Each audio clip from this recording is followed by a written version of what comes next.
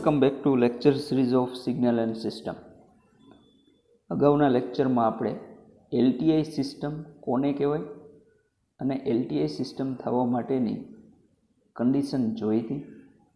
આજના લેક્ચરમાં આપણે એલટીઆઈ સિસ્ટમમાં ઇમ્પલ્સ રિસ્પોન્સ કેને કહેવાય તથા કન્વોલ્યુશન કેને કહેવાય એનો અંદાજ આપણે મેળવવાના છીએ. તો સ્ટાર્ટ કરીએ. સૌથી પહેલાં જોઈએ ઇમ્પલ્સ રિસ્પોન્સ. તો કોઈ એક એલટીઆઈ સિસ્ટમ આપેલી હોય તેમાં ઇનપુટ તરીકે આપણે ઇમ્પલ્સ સિગ્નલ આપીએ. ઇમ્પલ્સ સિગ્નલ એટલે શું? પાછો તમને ક્વેશ્ચન થશે. એ આપણે ક્લાસિફિકેશન અથવા તો આપણે ટાઈપ્સ ઓફ સિગ્નલ્સમાં જોઈ ગયા છીએ. ઇમ્પલ્સ સિગ્નલ એટલે 0એ જે વેલ્યુ આપણને 1 મળે આ સિગ્નલને કહેવાશે ઇમ્પલ્સ સિગ્નલ.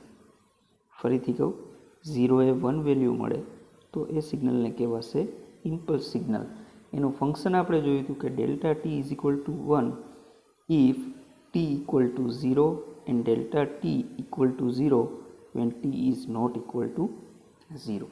તો આવું જ્યારે સિગ્નલ એલટીઆઈ સિસ્ટમના ઇનપુટમાં આપશું આપણે ત્યારે જે રિસ્પોન્સ મળે છે એને કહેવાશે ઇમ્પલ્સ રિસ્પોન્સ. આ એલટીઆઈ સિસ્ટમમાંથી જે આઉટપુટ આવે છે એને કહેવાશે ઇમ્પલ્સ રિસ્પોન્સ અને એને એચ ઓફ ટી વડે દર્શાવવામાં આવે છે. સો ફરીથી આપણે ડેફિનેશન જોઈએ. When impulse signal give as a input to the LTI system the response of the system is called as impulse response. જ્યારે પણ એલટીઆઈ સિસ્ટમમાં ઇનપુટ તરીકે ઇમ્પલ્સ સિગ્નલ આપશું ત્યારે એ સિસ્ટમનો જે રિસ્પોન્સ છે, આઉટપુટ છે, એને કહેવાશે ઇમ્પલ્સ રિસ્પોન્સ. ઓકે, અને તે કેવો હોય છે? ફિક્સ હોય છે, એ ચેન્જ થતો નથી. ઓકે, હવે બીજી વસ્તુ, ઇમ્પલ્સ રિસ્પોન્સ હંમેશા એલટીઆઈ સિસ્ટમમાં જ આઉટપુટમાં મળે છે, બરાબર.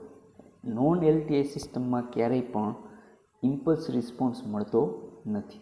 એમાં જે રિસ્પોન્સ મળે છે એને ઓનલી આઉટપુટ અથવા તો આપણે એને રિસ્પોન્સ કહીશું. ઓકે, તો આ હતું ઇમ્પલ્સ રિસ્પોન્સ.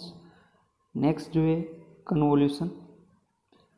કન્વોલ્યુશન છે એના બે પાર્ટ છે, કન્વોલ્યુશન ઇન્ટિગ્રલ અને કન્વોલ્યુશન સમ. જો સીટી સિગ્નલના જે સીટી સિગ્નલનું કન્વોલ્યુશન મેળવતા હોય તો એને આપણે કન્વોલ્યુશન ઇન્ટિગ્રલ વડે દર્શાવશું અને જ્યારે ડીટી સિગ્નલનું કન્વોલ્યુશન મેળવતા હશું ત્યારે એને કન્વોલ્યુશન સમ તરીકે ઓળખશું, બરાબર. તો સૌથી પહેલાં કન્વોલ્યુશનની ડેફિનેશન જોઈએ. એ convolution is an integral that express the amount of overlap of one function when it is shifted over another function. એટલે કે બે ફંક્શન આપણી પાસે હોવા જોઈએ. કન્વોલ્યુશન મેળવવા માટે બે ફંક્શન હોય આપણી પાસે તો એક ફંક્શનને એઝ ઇટ ઇઝ રાખો, બીજા ફંક્શનને ટાઈમ શિફ્ટેડ કરાવો અને પછી બંનેને ઓવરલેપ કરાવો. ઓવરલેપ કરી જેટલો એરિયા ઇન્ટિગ્રલ વડે મળે છે એને એ સિસ્ટમનો કન્વોલ્યુશન કહેવાશે. કન્વોલ્યુશનનું જે ઇક્વેશન છે એને આના વડે દર્શાવશું. તમે જોઈ શકો છો વાય ઓફ ટી એટલે કે આઉટપુટ. હવે આપણી પાસે રિસ્પોન્સ હોય, ઇનપુટ હોય તો આપણે આઉટપુટ મળી જશે. કઈ રીતના મળી જશે? તો કે કન્વોલ્યુશન મેથડથી, બરાબર. ફરીથી કહું, જો આપણી પાસે ઇનપુટ હોય અને સિસ્ટમનો રિસ્પોન્સ હોય તો એ બે વેલ્યુ ઉપરથી આપણે જો આઉટપુટ મેળવવું હોય તો એના માટેનું ઇક્વેશન છે Y of T is equal to H of T convolution of X of T. અહીંયા જે સ્ટારની નિશાની છે એને કહેવાશે કન્વોલ્યુશન. મલ્ટિપ્લિકેશન નથી. મલ્ટિપ્લિકેશન તમે જાણો છો ડોટ વડે દર્શાવ્યું છે. તો સ્ટારની જે નિશાની છે એને કન્વોલ્યુશન વડે દર્શાવવામાં આવે છે. તો x of T convolution of H of T gives the output y of t. Input અને ઇમ્પલ્સ રિસ્પોન્સનું કન્વોલ્યુશન મેળવશો તો તમને આઉટપુટ મળશે. હવે કઈ રીતના મળશે, એનું ઇક્વેશન શું છે? તો ઇક્વેશન તમે જોઈ શકો છો, integration of minus infinite to infinite X of tau into H of T minus tau D tau. Okay, તો આ ઇક્વેશન છે. હવે કઈ રીતના મેળવવું એ આપણે સ્ટેપ બાય સ્ટેપ જોઈએ. ટાઉ શું છે, આ ઇક્વેશન શું કહેવા માંગે છે, ને આપણે સ્ટેપ બાય સ્ટેપ જોઈએ. તો સૌથી પહેલું સ્ટેપ છે સ્ટેપ 1, તો કે એક્સ ઓફ ટી અને એચ ઓફ ટી તમને આપેલું હોય, બરાબર. ઇનપુટ અને ઇમ્પલ્સ રિસ્પોન્સ તમને આપેલું હોય, એને કોઈ ડમી વેરિયેબલ એટલે કે ટાઉ જે છે એ પણ ટાઈમ જ છે, પણ એને એક ડમી વેરિયેબલ તરીકે લઈએ છીએ, એમાં કન્વર્ટ કરશું. એટલે એક્સ ઓફ ટીનું એક્સ ઓફ ટાઉ થશે અને એચ ઓફ ટીનું એચ ઓફ ટાઉ થશે, બરાબર. કોઈ એક ડમી વેરિયેબલ લીધો ટાઉ, એને એક્સ ઓફ ટી અને એચ ઓફ ટીને એક્સ ઓફ ટાઉ અને એચ ઓફ ટાઉમાં કન્વર્ટ કરો. સૌથી પહેલું સ્ટેપ આ છે. આ ડમી વેરિયેબલ લેવાનું કારણ શું છે? તો કે ટાઈમ શિફ્ટિંગ જ્યારે કરતા હોય તો ટાઈમ વેરિયેબલમાં કન્ફ્યુઝ ના થાય એટલા માટે એક ડમી વેરિયેબલ ટાઈમનો બીજો ડમી વેરિયેબલ લીધો, જેને ટાઉ કીધો. બંને ટાઈમ જ છે, ટી પણ ટાઈમ છે અને ટાઉ પણ ટાઈમ છે, પણ બંનેમાં કન્ફ્યુઝન ના થાય એટલા માટે ટાઈમ વેરિયેબલનો એક ડમી વેરિયેબલ લીધો ટાઉ. ઓકે, તો પહેલું સ્ટેપ આ છે. સેકન્ડ સ્ટેપ જોઈએ તો કોઈ એક્સ ઓફ ટાઉ અને એચ ઓફ ટાઉમાંથી કોઈ એકને કોન્સ્ટન્ટ લઈ લો, એટલે કે એને શિફ્ટ કરો નહીં. તો આપણે એક્સ ઓફ ટાઉને કોન્સ્ટન્ટ લઈએ છીએ. એક્સ ઓફ ટાઉ કોન્સ્ટન્ટ લીધા પછી પહેલું ઓપરેશન કરવાનું છે એ છે ટાઈમ રિવર્ઝલ. તો ટાઈમ રિવર્ઝલ ઓપરેશન કેમાં કરશું? તો કે ઇમ્પલ્સ રિસ્પોન્સમાં. આપણે અગાઉના લેક્ચરમાં જોઈ ગયા ટાઈમ રિવર્ઝલ એટલે શું. For example x of T હોય તો એનું ટાઈમ રિવર્ઝલ ફોર્મ થશે x of minus T. Mirror image, બરાબર. મિરર ઇમેજ જે મેળવીએ છીએ એને ટાઈમ રિવર્ઝલ ઓપરેશન કહેવાશે. તો આપણી પાસે એચ ઓફ ટાઉ છે, તો આ એચ ઓફ ટાઉનું ટાઈમ રિવર્ઝલ ઓપરેશન શું થશે? H of minus tau. Okay, પહેલું સ્ટેપ છે ડમી વેરિયેબલમાં કન્વર્ટ કરો.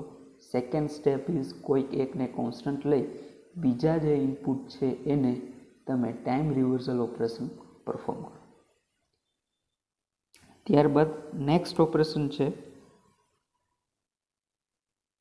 Step 3, time shifting operation. તો એ પણ આપણે કેમાં કરશું? તો કે એચમાં જ કરશું. તો ટાઈમ શિફ્ટિંગ ઓપરેશનથી જે આપણી પાસે એચ ઓફ ટાઉ હતું એમાં આપણે ટાઈમ શિફ્ટેડ કર્યું અને આપણને ફોર્મ મળ્યું H of T minus tau. તો આ શિફ્ટિંગ ઓપરેશન થયું છે. તો આ થર્ડ સ્ટેપ છે. સૌથી પહેલું ટાઈમ રિવર્ઝલ, પછી આવશે ટાઈમ શિફ્ટિંગ. ત્યારબાદ મલ્ટિપ્લિકેશન. તો કેનું મલ્ટિપ્લિકેશન કરશું? તો કે એક્સ ઓફ ટાઉ ઇન્ટુ જે ટાઈમ શિફ્ટેડ અને ટાઈમ રિવર્ઝલ ફોર્મ છે એચ ઓફ ટી ટાઉનું, એને આપણે મલ્ટીપ્લાય કરશું. એટલે આપણને આન્સર મળશે x of tau into H of T minus tau. Okay, તો ફોર્થ સ્ટેપ છે મલ્ટિપ્લિકેશન. ત્યારબાદનું સ્ટેપ છે એ છે ઇન્ટિગ્રેશન. એટલે કે મલ્ટીપ્લાય થઈ જાય પછી પર્ટિક્યુલર રેન્જમાં આપણે બધા પાર્ટ છે ને ઇન્ટિગ્રલ કરશું. રેન્જમાં બધા પાર્ટ ઇન્ટિગ્રલ કરશું, ભેગા કરશું અને ફાઇનલ વેલ્યુ મેળવશું.